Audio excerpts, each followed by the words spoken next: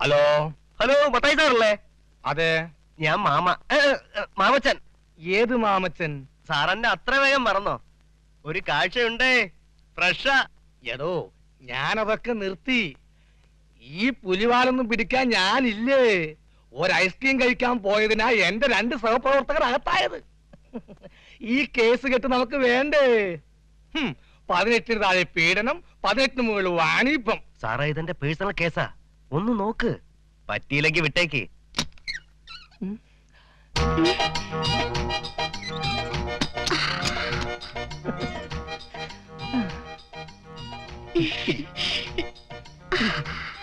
എന്താ നിന്റെ പേര്? ശ്രീദേവി.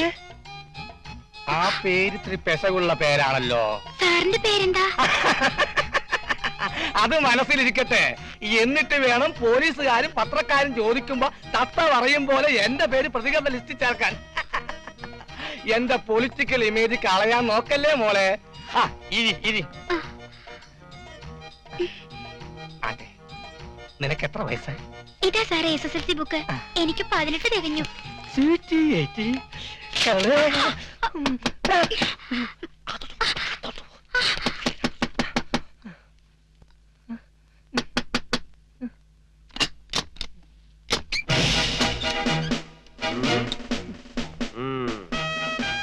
മുൻമന്ത്രി എഴുവിന്റെ മത്തായി സാറല്ലേ? അതെ. തന്റെ പേരെന്താ? ഞാൻ ബൽറാം, ഇൻസ്പെക്ടർ ബൽറാം. കേട്ടിട്ടില്ലേ? ഇവിടെ കേട്ടിട്ടുണ്ട്. ഏത് സ്റ്റേഷനിലെയാ? ഇവിടെ തന്നെ. ഇവിടുത്തെ പീതാംബരനല്ലേ? പീതാംബരം പത്തനാപുരത്തേക്ക് പോയി. ഇന്ന് സന്ധ്യക്ക് ഞാൻ പീരിമേട്ടിൽ ഇങ്ങോട്ട് പോന്നു. Punishment transfer. പീരിമേട്ടിൽ ഒരു സഹാവിനെ കണ്ട് ചിരിച്ചില്ല, അതാ കേസ്. സാറിന് എന്താ ഒരു പരിഭ്രമം? സാറിന്റെ തറയിൽ കാലുറപ്പിച്ച് നിൽക്കാത്തത്? ഒരു തരം സന്ധിവാദമാ, പാരമ്പര്യമായിട്ടുള്ളതാ. സാറിന്റെ മുഖത്തെന്താ ഒരു കള്ള ലക്ഷണം? അത് ജന്മനാ ഉള്ളതാ. സാർ ഇങ്ങോട്ട് ഇറങ്ങി മടി. മത്തായി സാർ കോഴിത്തീറ്റയൊക്കെ ഉപയോഗിച്ച് ഇപ്പൊ പീഡനം തുടങ്ങിയോ? അയ്യോ, ഇത് പീഡനമല്ല, അവർക്ക് 18 വയസ്സ് കഴിഞ്ഞു. അപ്പൊ വാണിഭം രണ്ടും ഫലത്തിലൊന്നു തന്നെ. സാർ, എന്നെ രക്ഷിക്കണം. ലോ ആൻഡ് ഓർഡർ കാത്തു സൂക്ഷിക്കേണ്ട ഉത്തരവാദിത്തപ്പെട്ട ഒരു പോലീസ് ഓഫീസർ രക്ഷിക്കണമെന്നോ? സാർ, എന്ത് തരും? എന്ത് തരണം? 2 ലക്ഷം. 2 ലക്ഷമോ? ഞാൻ ഈ വനിതയൊന്നും തൊട്ടിട്ട് പോലും ഇല്ല സാർ. കാശ് പോണോ മാനം പോണോ? കാശ് പോയിക്കോട്ടെ, എന്നാലും ഇത് കുറച്ച് അധികമല്ലേ? സാറേ, പോലീസുകാർക്ക് ഇപ്പൊ ദൈവം അറിഞ്ഞു തരുന്ന ലോട്ടറിയാണ് ഈ പീഡനം. സർവീസിനിടയിൽ ഒരു പീഡനമോ വാണിഭമോ കിട്ടിയാലുണ്ടല്ലോ, ലൈഫ് ജോളി, വൈഫ് ജോളി ജോളി. ഇതൊക്കെ വല്ലപ്പോഴേ കിട്ടുമ്പോ നമ്മുടെ ലക്ഷ്യം ലക്ഷങ്ങളായിരിക്കണം. അതുകൊണ്ട് ജപജപാന്ന് കാശിന്റെ അടുത്ത ടൈമില്ല. എത്ര വേണമെങ്കിലും തരാം, പക്ഷെ പീഡിപ്പിച്ചു എന്ന് പറഞ്ഞെന്നെ പേടിപ്പിക്കരുത്. എന്ത് സൽസ്വഭാവിയായ അഭിവാഹിതനോ? ഇതെന്തിനാ മേനെ നമ്മൾ ഇങ്ങനെ ഒരു പരസ്യം കൊടുത്തിരിക്കുന്നത്?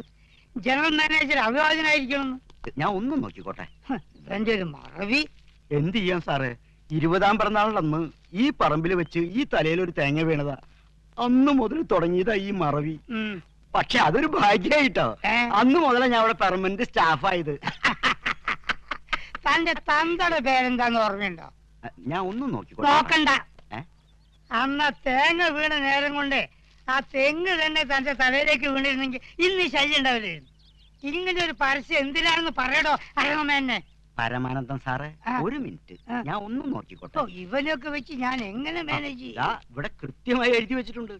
GM ആയി വരുന്ന ആൾ അവിവാഹിതനായിരിക്കണം, സുന്ദരനായിരിക്കണം, നായരായിരിക്കണം, കുടുംബത്തിൽ പിറന്നവനായിരിക്കണം. ഇതൊക്കെ പത്രത്തിൽ കൊടുക്കാൻ പറ്റുമോ?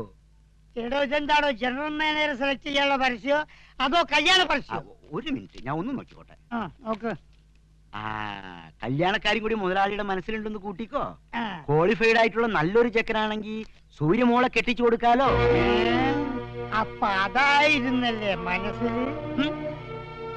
ഇതിന് ഞാനൊരു പങ്കായ കിണി വെക്കും. മോനെ, മണി പറഞ്ഞ എടി ചന്ദ്രിയെ, മണി പറഞ്ഞ എന്തി? കിധർ ഗയാ? मैं नहीं जानती. ഓ, ഇവളുടെ ഒരു മുടിഞ്ഞ ഹിന്ദി.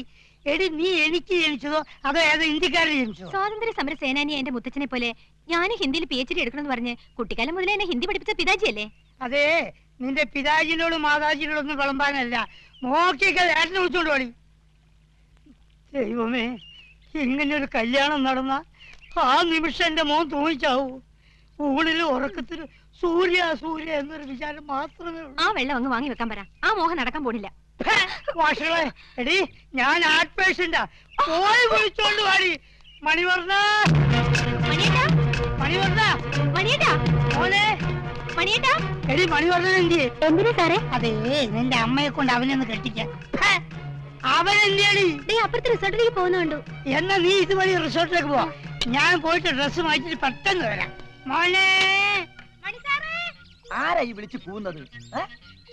ദൈവമേ, അച്ഛൻ ഹാർട്ട് അറ്റാക്കിന്റെ അസുഖമുള്ളല്ലേ?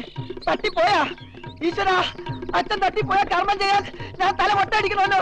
ഈശ്വരാ, എന്റെ ഗ്ലാമർ പോവോ? എടാ, നീ ഇന്നത്തെ പത്രം വായിച്ചു? പത്രം ഏത്? മനോരമ, മാതൃഭൂമിയാ? കുന്തപത്രം. അതെ. വായിച്ചു നോക്കടാ. ഇത് വായിക്ക്. വായിച്ചിതാ. വായിക്കാം. സൂര്യ ഗ്രൂപ്പ് ഓഫ് കമ്പനിയിലേക്ക് ജനറൽ മാനേജറായി MBA കാരനെ ആവശ്യമുണ്ട്. സുന്ദരനും സൽസ്വഭാവിയുമായ അവിവാഹിതർക്ക് മുൻഗണന. നീ MBA കാരനാണോ? അല്ല, സൽസ്വഭാവിയാണോ? അല്ല. സുന്ദരനാണോ? പിന്നെ അല്ല. നീ എന്നെ പോലെയാ. പക്ഷെ ഞാൻ അവിവാഹിതനാണല്ലോ. ഇവിടെ പറമ്പ് കളിക്കുന്ന കുട്ടനും അവിവാഹിതനാണല്ലോ. എടാ, എന്നിട്ടെന്ത് കാര്യം? ഒരു MBA കാരനെ കൊണ്ട് അളിയനെ അവളെ കെട്ടിക്കാനാ പ്ലാൻ. അതിന് സൂര്യ സമ്മതിക്കോ?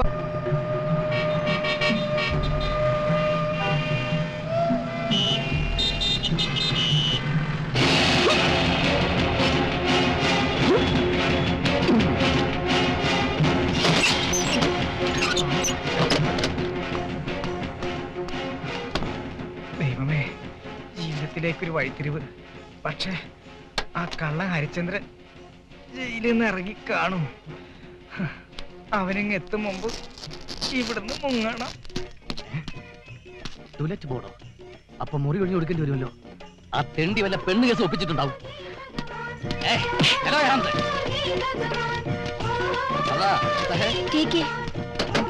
കോനെ കോനെ, നിന്റെ അച്ഛൻ ദൈവമേ, അവനിങ് എത്തും.